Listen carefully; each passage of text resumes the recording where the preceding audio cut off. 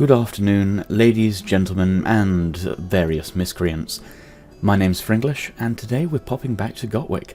I never left the game, stopped making the videos, but today I'm back to talk about the Battle of the Narrow Sea event.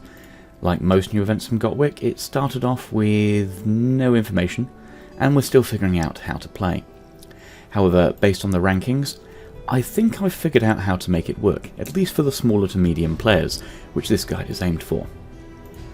For the bigger players, I think it boils down to just kill, but you're very good at that already. This event can gain Shade of the Evening event items, which can be spent in a myriad of different ways.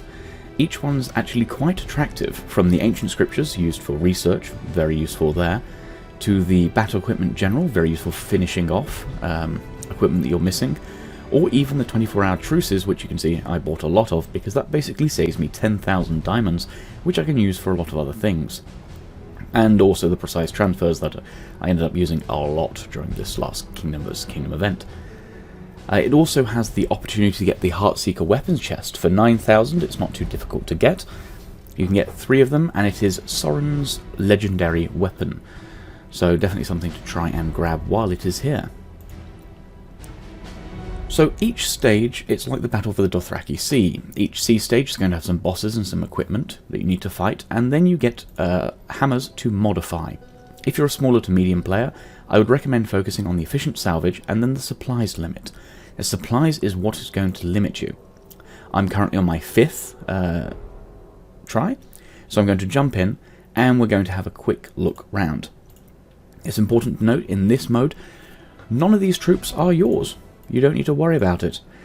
You basically start off with 1 million of each, tier 4, and you can gain some in different ways. The first thing you're going to want to do is you're going to want to salvage. This means you go to the different shipwrecks and you can get a different array of bonuses, otherwise known as mysterious treasures.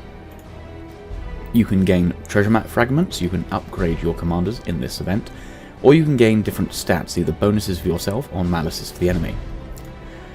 The treasure maps we'll cover later as soon as I've got some, but right now I'm going to run through these options here and basically try and pick up as many bonuses as I can. I don't really see the point for the commanders at the moment, as in this game mode they're not really that useful. In the first stage, the enemies are actually quite weak. They have an awful lot of health and defense, but not much attack, meaning that a lot of the bonuses you get, you want to focus on attack for your own units, and you'll probably be fine. Now, I'm just going to quickly blitz through these treasure fleets, try and pick up as much as I can, and we'll be back in a second. And there we have it. What I've done is I've spent most of my voyage supplies gathering mysterious treasures, which are various bonuses. If you paid attention in the bottom right hand corner, you would have seen me come under attack by a lot of the Ironborn. What started with only losses slowly turned into more and more wins as I got more bonuses, and I also picked up a load of treasure maps that you can trade. Some of them you can trade with your alliance by doing the fragment trade. For example, I have 6 of all of these and 9 of these 2, so let's see if I can get a 1, and I shall try and trade it for a 2 or a 3. But the advantage of these treasure maps is you proceed to salvage, a salvage which can be better than the regular one, or twice as good, and it's also free on voyage supplies. So I'm going to quickly run through these, and I hope we get a couple of the unique ones you can get. Otherwise it's just business as usual upgrading. And there we have it. Unfortunately I didn't get any more of the supplies. You can get 50 from a normal shipwreck or 100 from the treasures. The reason why you want to keep 6, if you're a small player, is that in order to attack something you need 50.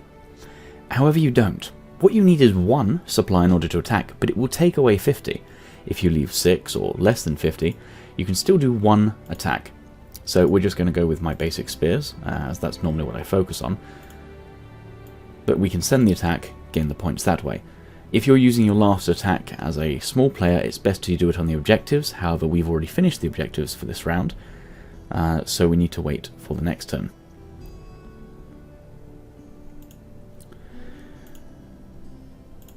As you can see from this, the stats basically in their favour are defense and health. You don't need to worry much about that. So what you want is reductions in defense and health against them, and then you pile on the attack. The more attack you have, the better you will fare, and the more points you earn. Well, that's basically it for this event. You exchange the treasure maps, you upgrade your mysterious treasures, which I can't seem to load, which is just typical. And then you earn points. I wouldn't be surprised if I earned about 9,000 plus beakers on that.